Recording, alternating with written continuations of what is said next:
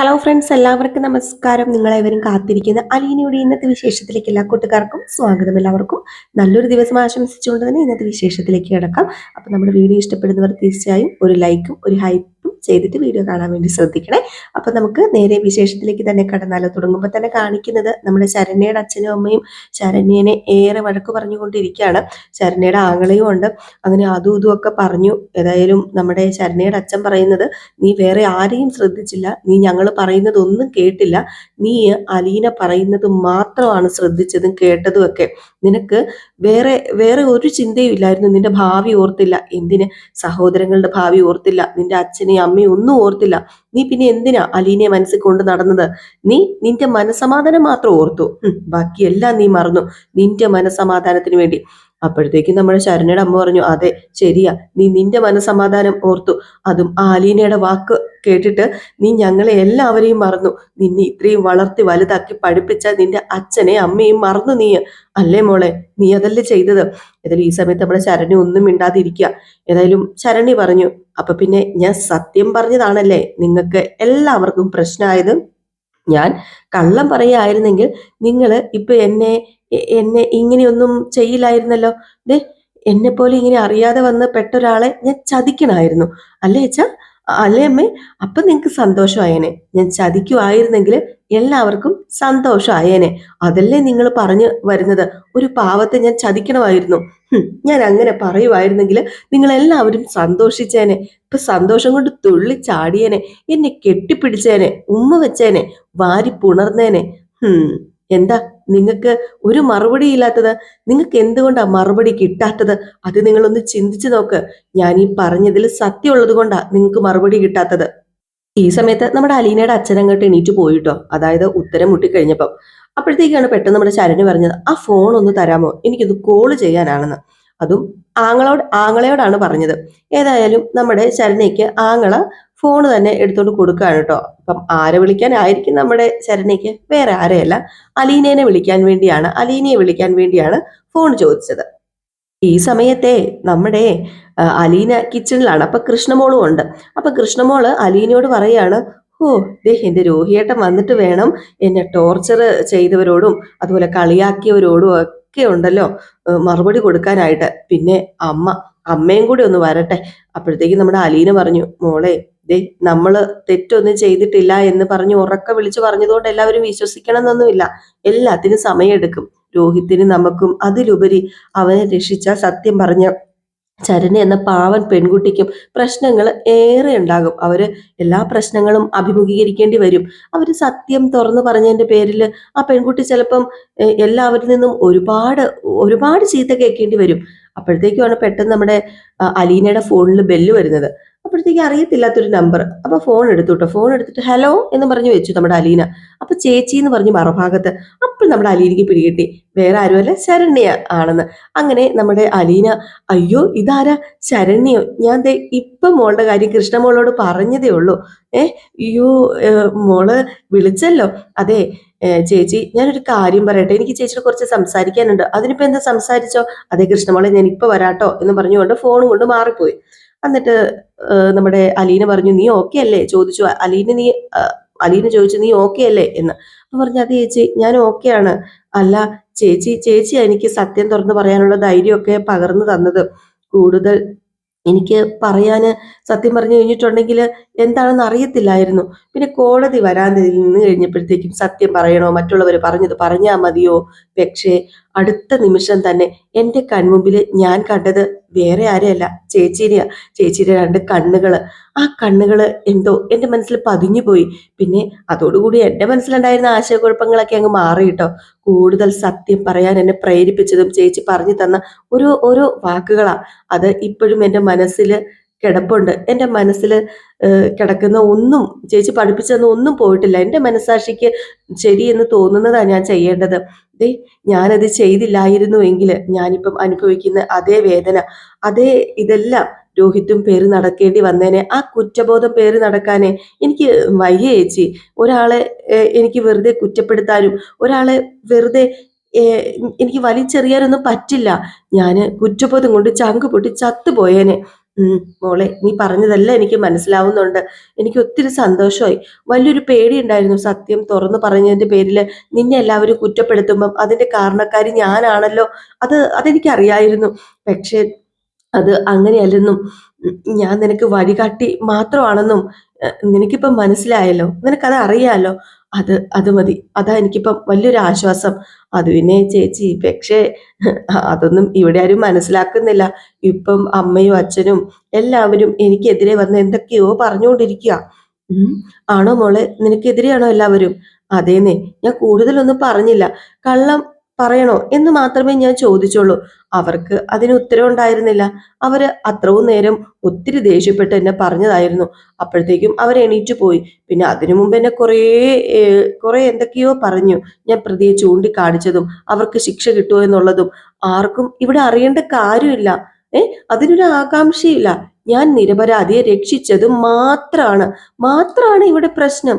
ഒരു നിരപരാധി രക്ഷപ്പെട്ടതിൽ അല്ലെങ്കിൽ രക്ഷിച്ചതിൽ എന്നെ കുറ്റക്കാരിയാക്കാൻ വേണ്ടി ശ്രമിക്കുക എല്ലാവരും കൂടെ ചേർന്ന്. ദേ മോളെ, അങ്ങനെ നീ ചിന്തിക്കണ്ട. നിനക്ക് ശരി എന്ന് തോന്നിയത് നീ ചെയ്തു. അത് മറ്റുള്ളവർക്ക് ശരി എന്ന് തോന്നുന്നില്ല. ദേ ഇനി അങ്ങോട്ടുള്ള ജീവിതം കൊണ്ട് എല്ലാവരെയും നീ തിരിച്ചു പിടിക്കണം. നിന്റെ കൂടെ നിർത്തണം, ചേർത്ത് പിടിക്കണം. നീ ചെയ്യുന്ന പ്രവൃത്തി കൊണ്ട് അവർക്ക് മനസ്സിലാകണം നീ ആയിരുന്നു ശരിയെന്ന്. അതിന് നീ തന്നെ ശ്രമിക്കണം മോളെ. അപ്പോഴേക്കും നമ്മുടെ ശരണ്യ പറഞ്ഞു, അതെ ഞാൻ തന്നെ ശ്രമിക്കും ചേച്ചി. എല്ലാവരും എന്തൊക്കെ പറഞ്ഞാലും, ആരൊക്കെ എന്തൊക്കെ പറഞ്ഞാലും, നാട്ടുകാരും സമുദായക്കാരും രാഷ്ട്രീയക്കാരും എല്ലാവരും അകറ്റി നിർത്തിയാലും ഞാൻ എൻ്റെ ഉറച്ച തീരുമാനങ്ങളോട് കൂടി തന്നെ നിൽക്കും. എൻ്റെ ശരിയായിരിക്കും എൻ്റെ ശരി. ഒരിക്കലും ഞാൻ ഇനി തെറ്റിലേക്ക് പോവില്ല. അത് എനിക്ക് ഉറച്ച വിശ്വാസമുണ്ട്. അതുകൊണ്ട് തന്നെ ദേ ചേച്ചി പറയുന്ന ഓരോ വാക്കുകളും ഞാൻ വെറും വാക്കുകളായിട്ടല്ല കളയുന്നത്. അതെല്ലാം ഞാൻ എൻ്റെ മനസ്സിൽ പതിപ്പിച്ചു വെച്ചിട്ടുണ്ട്. ഇപ്പം പറയുന്ന എൻ്റെ അച്ഛനും അമ്മയും എൻ്റെ ആങ്ങളമാരും ഒക്കെ നാളെ ഞാനായിരുന്നു ശരി, നീ അങ്ങനെ പറഞ്ഞില്ലായിരുന്നുവെങ്കിൽ അത് വലിയൊരു പ്രശ്നത്തിലേക്ക് തന്നെ ചെന്നേനെ എന്ന് തിരിച്ചറിവ് ഉണ്ടാകും. അതെനിക്ക് ഉറപ്പുണ്ട്. ആ ഒരു ഉറപ്പ് ചേച്ചിയിൽ നിന്ന് തന്നെ എനിക്ക് കിട്ടുന്നത്. അതുകൊണ്ട് ഒരിക്കലും ഞാൻ എന്നെ തന്നെ താത്തി കെട്ടില്ല ചേച്ചി എന്ന് പറയുമ്പോൾ ഈ ഒരു മനോധൈര്യം മോളെ വേണ്ടത്. മോള് ധൈര്യമായിട്ട് മുന്നോട്ടേക്ക് പൊക്കോ. മോളുടെ കൂടെ ഈ ചേച്ചിയുണ്ട്. അത് പിന്നെ അലീന ചേച്ചി, എനിക്കൊരു കാര്യം പറയാനുണ്ട് കേട്ടോ. അലീന ചേച്ചി ഇനിയിപ്പോൾ എടുത്തു ചാടി ഇങ്ങോട്ടേക്കൊന്നും വരുമൊന്നും വേണ്ട. അങ്ങനെ വന്നു കഴിഞ്ഞാൽ ചിലപ്പോൾ അത് വലിയ പ്രശ്നമാകും. അറിയാലോ, ഇവിടെയുള്ള എല്ലാവർക്കും അലീന ചേച്ചിയോട് ദേഷ്യ. നേരത്തെ ദേഷ്യമായിരുന്നു, ഇപ്പൊ അതിലും വലിയ ദേഷ്യ. നാട്ടുകാരും അതുപോലെ വീട്ടുകാരും എല്ലാവരും അലീന ചേച്ചിനെ കുറ്റപ്പെടുത്തും. പണ്ട് നടന്ന സംഭവങ്ങളൊക്കെ ഒന്നും കൂടെ റീക്രിയേറ്റ് ചെയ്യാൻ പറ്റില്ലാഞ്ഞിട്ട് ഞാൻ പറഞ്ഞതാ. അതുകൊണ്ട് അലീന ചേച്ചി ഇങ്ങോട്ട് വരരുത്. എനിക്ക് അലീന ചേച്ചിനെ കാണണമെന്ന് തോന്നുമ്പോൾ ഞാൻ വിളിച്ചോളാം. കാണണമെന്ന് തോന്നുമ്പോഴും സംസാരിക്കണമെന്ന് തോന്നുമ്പോഴൊക്കെ ഞാൻ വിളിച്ചോളാം. ഫോൺ എടുത്താൽ മാത്രം മതി കേട്ടോ എന്ന് പറഞ്ഞപ്പം, എന്നാ പിന്നെ മോള് ഫോൺ വെച്ചോട്ടോ. മോള് സങ്കടപ്പെട്ടൊന്നും ഇരിക്കരുത്. നല്ല ഉഷാർ വേണം, മനസ്സിന് നല്ല ധൈര്യം വേണം. ആയിക്കോട്ടെ ചേച്ചി എന്നൊക്കെ പറഞ്ഞിട്ട് ഫോൺ കട്ട് ചെയ്യാണ്. ഏതായാലും നമ്മുടെ ശരണ്യയ്ക്ക് അലീന വലിയൊരു ആശ്വാസവാക്ക് തന്നെയാണ് കേട്ടോ. ഇത് കഴിഞ്ഞ് പിന്നെ കാണിക്കുന്ന സീൻ എന്ന് പറഞ്ഞിട്ടുണ്ടെങ്കിൽ നമ്മുടെ സൗദാമിനി അമ്മൂമ്മയാണ്. അപ്പൊ സൗദാമിനി ഇങ്ങനെ കിടക്കുകയാണ് കേട്ടോ. കാര്യങ്ങളൊക്കെ എന്തായിന്നൊന്നും അറിയത്തില്ല. കമലയൊട്ട് വന്ന് പറയത്തുമില്ല. ഏതായാലും ഈ സമയത്താണ് നമ്മുടെ മനു സൗദാമിനിയെ എന്ന് വിളിച്ചുകൊണ്ട് കയറി വരുന്നത്. പെട്ടെന്ന് തന്നെ നമ്മുടെ സൗദാമിനി അമ്മയ്ക്ക് ഭയങ്കര സന്തോഷമായി. ബാ ബാബാ മോനെ കയറി വാ, ഞാൻ നിന്നെയും പ്രതീക്ഷിച്ചിരിക്കുകയായിരുന്നു. അത്രയ്ക്ക് പ്രതീക്ഷ ഉണ്ടായിരുന്നോ? ഉണ്ടായിരുന്നു. അതെ, ഇവിടെ എല്ലാവരുടെയും ശബ്ദമൊക്കെ ഞാൻ കേട്ടായിരുന്നു. ഓ, രാവിലെ ഇവിടെ നിറങ്ങിയപ്പോൾ ഉള്ളൊരു ഓട്ടോ മുത്തശ്ശി ഇപ്പോഴൊന്ന് സ്വസ്ഥമായത്. അല്ല മോൻ പോയ കാര്യം എന്തായി?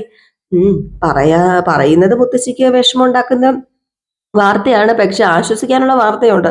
എൻ്റെ പൊന്നു കുഞ്ഞെ, വളച്ചു കെട്ടാതെ കാര്യം പറ. അത് പിന്നെ ഹരിക്ക് ഈ തവണയും ജാമ്യം കിട്ടിയില്ല. അശോ, ഇത്രയും നാളായിട്ടും അവനെ എന്തിനാ പിടിച്ച് ജയിലിലിട്ടിരിക്കുന്നത് എല്ലാവരും കൂടെ ചേർന്ന്? അയ്യോ, അവൻ ആരെയും കൊന്നിട്ടൊന്നുമില്ലല്ലോ, പിന്നെ എന്താ? കൊന്നിട്ടില്ല എന്നൊക്കെ ഉള്ളത് ശരി തന്നെയാണ്. പക്ഷേ ഈ കുറ്റം കൊലപാതകത്തിനേക്കാൾ അതിക്രൂരമാണ് മുത്തശ്ശി. അവൻ പുറത്തിറങ്ങി കഴിഞ്ഞിട്ടുണ്ട്. പീഡിപ്പിക്കപ്പെട്ട പെൺകുട്ടികൾക്ക് അത് ഒരിക്കലും നടപടിയുള്ള കേസല്ല. അങ്ങനെ ഇറങ്ങി കഴിഞ്ഞിട്ടുണ്ടെങ്കിൽ എന്തായിരിക്കും ആ പെൺകൊച്ചിന്റെ അവസ്ഥ? പിന്നെ ദേ ഹരി നേരത്തെ ഞങ്ങളുടെ കോളേജിൽ പഠിച്ചപ്പോഴത്തേക്കും ഒരു അടിപിടി കേസൊക്കെ ഉണ്ടായിരുന്നു. അതും റിപ്പോർട്ടിലുണ്ടായിരുന്നു. പിന്നെ തിരിച്ചറിയൽ പരേഡിൽ ഒറ്റ നോട്ടത്തിൽ തന്നെ ആ പെൺകുട്ടി തിരിച്ചറിഞ്ഞത്. അതോടുകൂടി ജാമ്യത്തിന്റെ കാര്യം ക്ലോസ്. അയ്യോ, ഇനിയിപ്പൊ അവന്റെ കഷ്ടപ്പാട് എന്ന് തീരും എൻ്റെ മോനെ. ഹരിയുടെ പേരിൽ പണ്ട് പല പല കേസുകളില്ലായിരുന്നോ? ആ കേസുകളെല്ലാം അവർ കുത്തിപ്പൊക്കിയിട്ടുണ്ട്. അപ്പൊ അതുകൊണ്ടാണ് ഉറപ്പായിട്ടും ജാമ്യം കിട്ടാത്തത്. അത് ഞാൻ ഇപ്പൊ പ്രത്യേകിച്ച് പറയേണ്ട ആവശ്യമില്ലല്ലോ. ആ പിന്നെ മുത്തശ്ശിയുടെ മോന് കുറച്ച് നിലത്ത് നിൽക്കണമായിരുന്നു, അഹങ്കാരം കുറയ്ക്കണമായിരുന്നു, ദേ നല്ല രീതിയിൽ ജീവിക്കണമായിരുന്നു, എങ്കിൽ ഇതൊന്നും ഉണ്ടാവത്തില്ലായിരുന്നല്ലോ. അല്ല മോനെ, ഈ സമയത്ത് ഇങ്ങനെയൊന്നും പറയല്ലേ. ഹരീനെ കണ്ടായിരുന്നോ? വല്ലതും സംസാരിക്കാൻ പറ്റിയോ? ദേ കണ്ടതുപോലും കോടതിയുടെ കൊമൗട്ടിന്റെ പുറത്തു നിന്ന ആൾക്കാര് വയലന്റ് ആയി കോടതിയിലേക്ക് ഇടിച്ചു കയറാൻ നിൽക്കുകയല്ലായിരുന്നോ? 10-25 പോലീസുകാര് ചുറ്റും നിന്ന് സംരക്ഷണം കൊടുത്താണ് അവരെ കൊണ്ടുവരുന്നതും കൊണ്ടുപോകുന്നതും ഒക്കെ. അതിനിടയിൽ നമുക്കൊന്ന് കാണാൻ പറ്റുമോ? ദേ കണ്ണൊന്ന് തെറ്റി കഴിഞ്ഞിട്ടുണ്ടെങ്കിൽ കോളനിക്കാരെ എല്ലാം കൂടി അവനെ ആക്രമിക്കും. അല്ല, ആശ്വസിപ്പിക്കാനുള്ള വാർത്തയുണ്ടെന്ന് നീ പറഞ്ഞത് അതെന്താ മോനെ? അത് വേറൊന്നും അല്ല മുത്തശ്ശി ഇത്രയും നേരമായിട്ട് ഒരാളുടെ കാര്യം മാത്രം തിരക്കിയില്ലല്ലോ. രോഹിത്തിന്റെ കാര്യം. രോഹിത്തിന്റെ കാര്യം മറന്നതാണോ? അതോ ചോദിക്കേണ്ടെന്ന് വെച്ചതാണോ? രോഹിമോന്റെ കാര്യം നീ ഉദ്ദേശിച്ചതെന്ന് എനിക്ക് മനസ്സിലായി. ഏ രോഹിത് നിരപരാധിയാണ് എന്ന് എനിക്ക് മനസ്സിലായി. പിന്നെ എനിക്കറിയാം അവന് മിക്കവാറും ജാമ്യം കിട്ടാൻ ചാൻസ് ഇല്ലല്ലോ. കാരണം വേറൊന്നുമല്ല, രണ്ടുപേരും ഒരേ തെറ്റല്ലേ ചെയ്തെന്ന് ഇപ്പൊ പറയുന്നത്. നിരപരാധിയാണെങ്കിലും ഒരേ തെറ്റ് ചെയ്തു എന്ന് പറയുമ്പോ പിന്നെ എങ്ങനെയാണ് ജാമ്യം കിട്ടുന്നതെന്ന് ചോദിച്ചപ്പോഴത്തേക്കും എന്നാ പിന്നെ മുത്തശ്ശിക്ക് തെറ്റി, കോടതി നമ്മുടെ രോഹിത്തിനെ ജാമ്യത്തിൽ വിട്ടു. അതെങ്ങനെ അതെങ്ങനെ ശരിയാവും? രണ്ടുപേരെയും ഒരേ കേസിലല്ലേ പിടിച്ചോണ്ട് പോയത്. അപ്പൊ പിന്നെ എങ്ങനെ അവൻ നിരപരാധിയാന്ന് പറഞ്ഞു വിടും? നിരപരാധിയാന്ന് നമ്മൾ പറഞ്ഞിട്ട് കാര്യമുണ്ടോ? എനിക്കൊന്നും വിശ്വസിക്കാൻ പറ്റുന്നില്ല. രോഹിത്തിനെ വെറുതെ വിട്ടെന്ന് പറഞ്ഞപ്പോഴത്തേക്കും വിശ്വസിക്കാൻ പറ്റില്ല ആർക്കും. ദേ ആ പെൺകുട്ടി പോലീസിനോട് പറഞ്ഞു രോഹിത് അവനെ ഉപദ്രവിച്ചിട്ട്, പോലീസല്ല രോഹിത് അവളെ ഉപദ്രവിച്ചിട്ടില്ല എന്ന്. സത്യത്തില് അലീന ഇതിനെല്ലാം കാരണക്കാരി. അലീനയോ? അലീന എങ്ങനെ ഇതിനെല്ലാം കാരണക്കാരി ആയത്? അലീന എന്ത് ചെയ്തു? മുത്തശ്ശി ഈ മുറിയില് ഇങ്ങനെ ഒറ്റപ്പെട്ടു പോയത് കൊണ്ട് ഒന്നും അറിയാൻ പറ്റിയിട്ടില്ല. ഇതിന് ഇടയ്ക്ക് അവിടെ കടപ്പാട്ടൂരില് എന്തൊക്കെ സംഭവങ്ങൾ നടന്നു എന്നറിയാമോ? അത് പിന്നെ നീ ഒന്ന് വിശദമായിട്ട് പറ എന്റെ പൊന്നു കുഞ്ഞ്, എനിക്കൊന്നും മനസ്സിലായിട്ടില്ല. അത് പിന്നെ പീഡിപ്പിക്കപ്പെട്ട ആ പെൺകുട്ടി കോളനിയിലാണെന്ന് മുത്തശ്ശിക്ക് അറിയാലോ. ഒരു ദിവസം അലീന ഒറ്റയ്ക്ക് ആ പെങ്കൊച്ചിന്റെ വീട്ടിലേക്ക് പോയി ആ കോളനിയിലേക്ക് ചെന്നു. സത്യത്തില് അന്ന് അവിടെ അലീന പോയത് രോഹിത്തിനെ രക്ഷിക്കാനൊന്നുമല്ല, ആ പെൺകുട്ടിയെ ഒന്ന് ആശ്വസിപ്പിക്കണം, അവളെ ഒന്ന് തിരിച്ചു കൊണ്ടുവരണം അതിനുവേണ്ടി. പക്ഷെ കോളനിക്കാര് തെറ്റിദ്ധരിച്ചു. കോളനിക്കാർ ഓർത്തു ആ പെൺകുട്ടീനെ പാട്ടിലാക്കാൻ വേണ്ടിയോ ആ പെൺകുട്ടിക്ക് എന്തെങ്കിലും കൊടുത്തു മയക്കാൻ വേണ്ടിയോ ഒക്കെ ആണെന്നോർത്ത് അലീനെ എല്ലാവരും കൂടെ ചേർന്ന് ഉപദ്രവിച്ചു. തലയിൽ കൂടെ മണ്ണെണ്ണ ഒഴിച്ച് തീ കൊളുത്താനൊക്കെ തുടങ്ങി. അങ്ങനെയൊക്കെ സംഭവിച്ചോ? അങ്ങനെയൊക്കെ സംഭവിച്ചു. പിന്നെ പരിചയമുള്ള ഒരാള് ഭാഗ്യത്തിന് ആ സമയത്ത് വന്നതുകൊണ്ട് എന്തോ ചാകാതെ അവള് രക്ഷപ്പെട്ടു. പക്ഷേ ആ പെൺകുട്ടിയുടെ വീട്ടുകാരുമായിട്ട് അലീന അടുപ്പത്തിലായി. അലീന പതുക്കെ അവിടെ കടന്നുകൂടി. അങ്ങനെ സംസാരിച്ചിരുന്ന കൂട്ടത്തിലാണ് രോഹിത് അവളെ ഒന്നും ചെയ്തിട്ടില്ല എന്ന് അവളുടെ വായിൽ നിന്ന് വന്നതും അലീന മനസ്സിലാക്കിയതും. എന്തായാലും അത് രോഹിത്തിന് രക്ഷയായിന്ന്. ഇത് കേട്ടത് മുത്തശ്ശി പറഞ്ഞു, അയ്യോ എങ്കിലും എന്റെ ദൈവമേ, ഇതൊക്കെ സത്യമാണ്, വിശ്വസിക്കാൻ പറ്റുന്നില്ല. മറ്റേ സിനിമ കാണുന്ന പോലെയൊക്കെ എനിക്ക് തോന്നുക, സിനിമാക്കഥ പോലെയൊക്കെ എനിക്ക് തോന്നുക. സത്യമാണെന്നേ. അലീനയുടെ കാര്യല്ലേ, വിശ്വസിച്ചേ പറ്റൂ. അവൾ എന്നാ ധൈര്യത്തില് ആ കോളനിയിലേക്ക് ചെന്നതും അയ്യോ എല്ലാവരുമായിട്ട് പ്രശ്നങ്ങളൊക്കെ ഉണ്ടാക്കിയതും ജീവനിൽ പേടിയുള്ള ആരെങ്കിലും കാണിക്കുന്ന പണിയാണോ ഇത്? മുത്തശ്ശിക്ക് അലീനെ അറിയാവുന്നതല്ലേ. വിശ്വസിക്കുന്നവർക്ക് വേണ്ടി ജീവൻ കളയാൻ പോലും അവൾക്ക് മടിയില്ല, സ്നേഹിക്കുന്നവർക്ക് വേണ്ടിയും. അന്ന് ആ സംഭവത്തിന്റെ ദൃക്സാക്ഷികളൊക്കെ പറയുന്നത് കേൾക്കണം, നമ്മൾ നടുങ്ങിപ്പോകും, അത്രയ്ക്കും ഭയം തോന്നും നമുക്ക്. ഏതായാലും ഒരു കാര്യം ചെയ്യ, എൻ്റെ സൗദാമിനി അമ്മൂമ്മ ഇവിടെ കിടക്ക്, ഞാൻ പോയി ഒന്ന് കുളിച്ച് ഫ്രഷ് ആയിട്ട് പിന്നെ വരാം, ബാക്കി കഥയൊക്കെ പിന്നെ വന്ന് പറയാം. എന്നാലും ഇത് കുറെ കടന്ന കൈയായി പോയി മോനെ, എങ്കിലും ഹരിക്ക് ജാമ്യം കിട്ടിയില്ലല്ലോ. അതോർത്തിട്ട് മുത്തശ്ശി ഇപ്പം വിഷമിക്കണ്ട, അവൻ ചെയ്ത തെറ്റിനുള്ള ശിക്ഷ അവന് കിട്ടുന്നു എന്ന് മാത്രം കരുതിയാൽ മതി എന്ന് പറഞ്ഞിട്ട് നമ്മുടെ മനുശങ്കർ അവിടെ നിന്ന് ഇറങ്ങി പോവുകയാണ് കേട്ടോ. മുത്തശ്ശി ഇങ്ങനെ ഇരിക്കുകയാണ് കട്ടിലേല്. ഈ സമയത്ത് പിന്നെ കാണിക്കുന്ന സീൻ നമ്മുടെ വൈജയനെയാണ്. അപ്പം വൈജ ഇങ്ങനെ ഗുളികയൊക്കെ കഴിച്ചുകൊണ്ടിരിക്കുമ്പോഴാണ് ബബിത ഫോൺ വിളിച്ചിട്ട്, അതെ അമ്മേ, രോഹിയേട്ടനെ ജാമ്യം കിട്ടി. സത്യമാണോ മോളെ? എന്നിട്ട് ആരും എന്നെ അറിയിച്ചില്ലല്ലോ. ഇപ്പൊ ഞാൻ അറിയിച്ചില്ലേ, രോഹിയേട്ടനെ മാത്രമേ ജാമ്യം കിട്ടിയുള്ളൂ കേട്ടോ, ഹരിക്ക് കിട്ടിയില്ല ജാമ്യം. അവന് ഒരിക്കലും പിന്നെ കിട്ടാതെ പോട്ടെ. നീ എന്താ പറയുന്നത്? അവനോ? നീ ഇതിന് ഇങ്ങനെയൊക്കെ സംസാരിക്കുന്നത്? നീ അവനെ ഹരിയേട്ടാന്നല്ലേ വിളിച്ചോണ്ടിരുന്നത്? അവൻ ഹരിയേട്ടാനല്ല, അവനെ കരിയേട്ടാന്ന് വിളിക്കണം. ഭയങ്കര ദുഷ്ടനമ്മ അവന്, ക്രൂരനമ്മ അവന്. അല്ല കമലയൊക്കെ അറിഞ്ഞോടി മോളെ? അറിഞ്ഞു കാണും. അല്ല നമ്മുടെ വീട്ടിൽ നിന്ന് ആരാ പോയ കോടതിയിലേക്ക്? നീ പോയായിരുന്നോ? ഞാൻ പോയില്ല, അച്ഛനും അലീനയും കൂടിയാ പോയത്. ഓ, അവിടെയും അച്ഛൻ അലീനനെ കൊണ്ടുപോയോ? ഓ, ആ മനുഷ്യന്റെ തൊലിക്കട്ടി സമ്മതിച്ചു തന്നിരിക്കുന്നു. എവിടെന്നാ ഈ ഇത്രയും മനക്കെട്ട് കിട്ടിയിരിക്കുന്നത്? ഓരോ ഒരു പെണ്ണിനെ പബ്ലിക്കിന്റെ മുന്നിൽ കൂടി എഴുന്നള്ളിച്ചോണ്ട് നടക്കാൻ നാണമില്ല. അവളെ കോടതിയിലേക്ക് വലിച്ചോണ്ട് പോകേണ്ട ആവശ്യം എന്തായിരുന്നു? ആ, അതൊന്നും എനിക്കറിയത്തില്ല എന്റെ പൊന്നമ്മേ. അച്ഛൻ എവിടെ പോയാലും അവളെയും കൊണ്ടാ പോകുന്നത്. അച്ഛന്റെ പിയെ പോലെയാ. പിന്നെ കഴിഞ്ഞ ദിവസം എറണാകുളത്തിന് പോയപ്പോ അന്നും കൊണ്ടുപോയി. അല്ല, അവിടെ എന്നാത്തിന് പോയതാ? അവളുടെ കല്യാണത്തിന് ക്ഷണിക്കാനായിട്ടോ? അവൾ 16 ആടിയന്തരത്തിന് പോയതാ. അത് പിന്നെ രോഹിത്തിനെ രക്ഷിക്കുന്ന കാര്യം അറിയാൻ വേണ്ടി പോയതാ. അല്ല, എന്നിട്ട് എന്ത് പറ്റി? എറണാകുളത്തുള്ളവരാണോ രോഹിത്തിനെ ജാമ്യത്തിൽ ഇറക്കിയത്? ഏയ്, അവർക്കൊന്നും ചെയ്യാൻ പറ്റുമൊന്നുമില്ല. അത് കാരണം അച്ഛന് ഭയങ്കര ടെൻഷനായിരുന്നു, ഉറക്കമില്ലായിരുന്നു. ഓ, അവള് കൂട്ടിക്കൊണ്ട് പോയതല്ലേ എങ്ങോട്ടേക്ക് രക്ഷിക്കാൻ വേണ്ടി. ദേ, എന്തൊക്കെയാ ഞാൻ ഈ കേൾക്കുന്നത്. വീട്ടില് വേലക്കാരിയായിട്ട് നിന്നവളും അനാഥാലയത്തിൽ നിന്ന് വന്നവളും ഒക്കെ നോക്കിക്കഴിഞ്ഞിട്ടുണ്ടെങ്കിൽ രക്ഷിക്കാൻ പറ്റുമോ? മനുഷ്യനായാലേ ഒരു സാമാന്യ ബോധമൊക്കെ വേണ്ടേ? എറണാകുളത്ത് കൂട്ടിക്കൊണ്ട് പോയിരിക്കുന്നു. അത് പിന്നെ അമ്മ ഇപ്പൊ അവളേതാണ്ട് ചെയ്ത പോലെയാ, പറച്ചിലും നടപ്പും ചാടയും എല്ലാം. അവള് രക്ഷിച്ച പോലെ. അവള് കാരണമല്ലേ രോഹിത് കുറ്റക്കാരനല്ല എന്ന് മനസ്സിലായത്. ഓ, പിന്നെ അവള് കാരണം. നിന്നോട് ആരാ പറഞ്ഞ അവള് കാരണമാണെന്ന്? ഞാൻ എന്തുമാത്രം മനസ്സൊരുക്കി പ്രാർത്ഥിച്ചെന്ന് ആർക്കെങ്കിലും അറിയുവോ? എവിടെയെല്ലാം വഴിമാടുകൾ നേർന്നു. അതിന്റെ ഫലമായിട്ടാ രോഹിത് രക്ഷപ്പെട്ടത്. അച്ഛനും അവളും കേക്കണ്ട അമ്മ ഇത്. ഓ, ഞാൻ എവിടെയും പറയും. എനിക്ക് പേടിയൊന്നുമില്ല. എന്തായാലും ജാമ്യം കിട്ടിയല്ലോ. അല്ല, അപ്പം രോഹിയെ വീട്ടിലേക്ക് കൂട്ടിക്കൊണ്ട് വന്നോ മോളെ? ഞാനത് ചോദിക്കാൻ വിട്ടുപോയി. അത് പിന്നെ രോഹിത്തിനെ കൊണ്ടുവന്നില്ല. അവനെ നാളെ ജയിലിൽ നിന്നല്ലേ കൊണ്ടുവരേണ്ടത്. കോട്ടയത്തെ സബ് ജയിലിലല്ലേ. അവനെ കൊണ്ടുവരുമ്പം എനിക്കൊന്ന് കാണാൻ പറ്റുമോ മോളെ? ഇതിലെ കൊണ്ടുവരാൻ പറ. ഹോസ്പിറ്റലിൽ കൊണ്ടുവരാനോ? ഓ, എല്ലാവരും കാണത്തില്ലേ? അതന്നെ, എന്നാ കൊണ്ടുവന്നാല്? കാണുന്നതിന് ഇപ്പൊ പ്രശ്നം എന്നാ?